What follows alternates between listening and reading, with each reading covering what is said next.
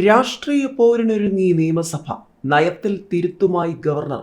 15ാം നിയമസഭയുടെ അവസാന സമ്മേളനത്തിന് തുടക്കമാകുമ്പോൾ കേരളം ഉറ്റുനോക്കുകയാണ്.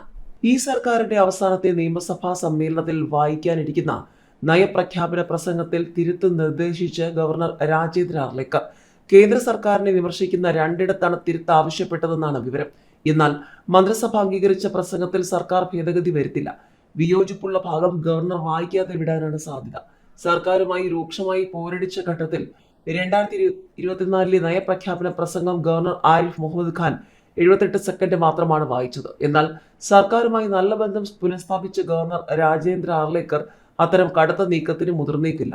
കേന്ദ്ര വിമർശനത്തിൽ വിയോജിപ്പ് സർക്കാരിനെ അറിയിക്കുക മാത്രമാണ് ഉണ്ടായതെന്നാണ് വിവരം. കഴിഞ്ഞ സമ്മേളനത്തിൽ ഉണ്ടായിരുന്ന MLA-മാരിൽ 3 പേർ ഇല്ലാതെയാണ് നിയമസഭാ സമ്മേളനത്തിന് തുടക്കമാകുന്നത്.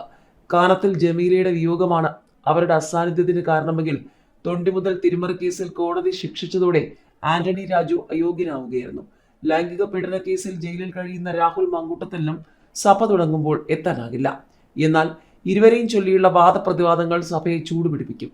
രാഹുൽ മാങ്കൂട്ടത്തിനെതിരെയുള്ള വിഷയം സഭയിൽ ഉന്നയിക്കാൻ DK മുരളി MLA സ്പീക്കർക്ക് കത്ത് നൽകിയിരുന്നു. രാഹുലിന്റെ അയോഗ്യതാ വിഷയം നിയമസഭാ എത്തിക്സ് കമ്മിറ്റിക്ക് വിടുന്നത് ആലോചിക്കുന്നുണ്ടെന്ന് പറഞ്ഞിരുന്നെങ്കിലും ഇതുവരെ അതിനുള്ള നടപടി സ്പീക്കർ തുടങ്ങിയിട്ടില്ല.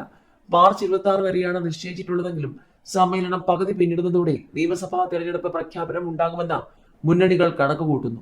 29-ന് അവതരിപ്പിക്കുന്ന ബജറ്റിൽ ജനപ്രിയ പ്രഖ്യാപനങ്ങൾ ഉൾപ്പെടുത്താനാകും സർക്കാർ ശ്രമിക്കുക. തദ്ദേശ തെരഞ്ഞെടുപ്പ് ഫലം എല്ലാ ചർച്ചയിലും ഉയർത്താൻ UDF ശ്രമിക്കും.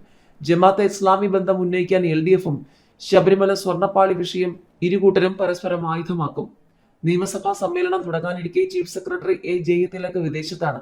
മന്ത്രി P. രാജീവിന്റെ നേതൃത്വത്തിലുള്ള വ്യവസായ വകുപ്പ് സംഘത്തിനൊപ്പമാണ് ലോക സാമ്പത്തിക ഫോറത്തിൽ പങ്കെടുക്കാൻ അദ്ദേഹം ദാവോസിലെത്തിയത്.